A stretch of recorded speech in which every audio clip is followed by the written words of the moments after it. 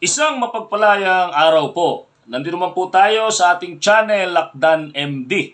Ang tatalakayin po natin ngayon ay yung nilalaman naman po ng Section 242 o 242 ng Republic Act 11917 or Private Security Services Industry Act.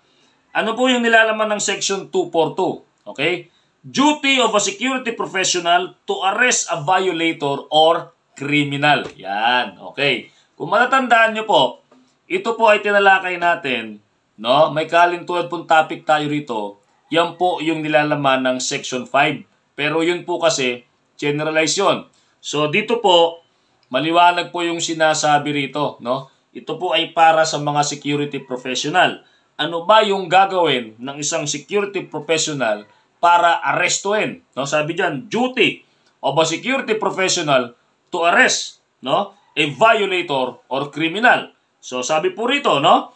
Security personnel may effect citizen's arrest, no? So yan po, no? Security personnel may effect citizen's arrest only in the following circumstances. Okay. So meron po ritong dalawa na ibinigay, no? So una, when in his or her presence the person to be arrested has committed, is actually committing, or is about to commit an offense. Diba? So, kung matatandaan nyo po, ito po yung unang kondisyon doon po sa citizen's arrest na tinalakay natin sa Section 5 ng Rule 113. Ito po ay under letter A. No? So, when in his her presence the person to be arrested has committed, no? Katatapos lang gawin yung isang krimen, is actually committing, kasalukuyang ginagawa, or is about to commit an offense, gagawin pa lang. Okay? So, nandito po, ibig sabihin po rito, nasaksihan po natin yung past, present, and future. No? About to happen. Diba? Yan po yung sinasaad ng number 1. No? Yung number 2 naman po, sabi rito, when an offense has just been committed, kakapangyari pa lang, no? And he or she, yung security professional, has reasonable ground to believe, no? Based on his or her personal knowledge of the facts and circumstances, no? That the person to be arrested has committed the crime or the offense. So, ito naman po yung laman ng letter B ng Section 5 ng Rule 113. So, dito po, yung ibinigay po kasi ng Section 5 na condition ng citizen's arrest, yan po ay 3.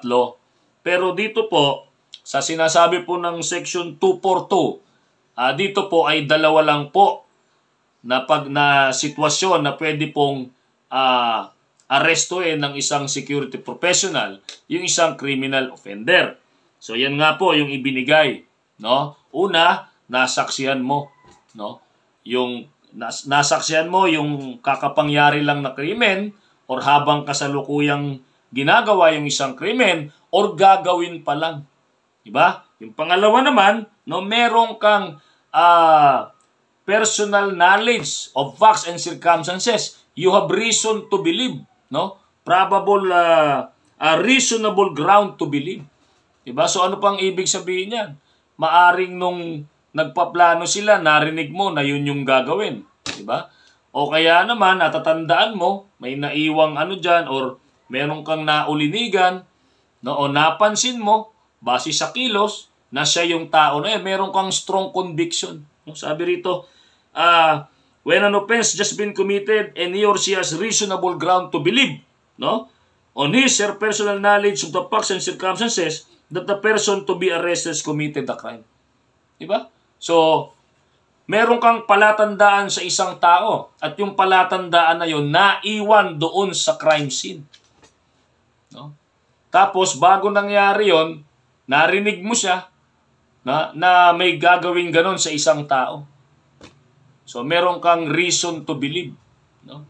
Reasonable ground to believe based on personal knowledge of facts and circumstances. Diba?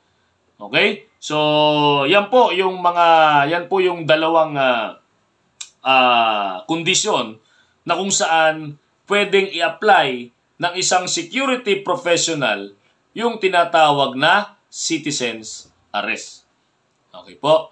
So, muli, maraming salamat po. Stay safe, be alert, and be aware.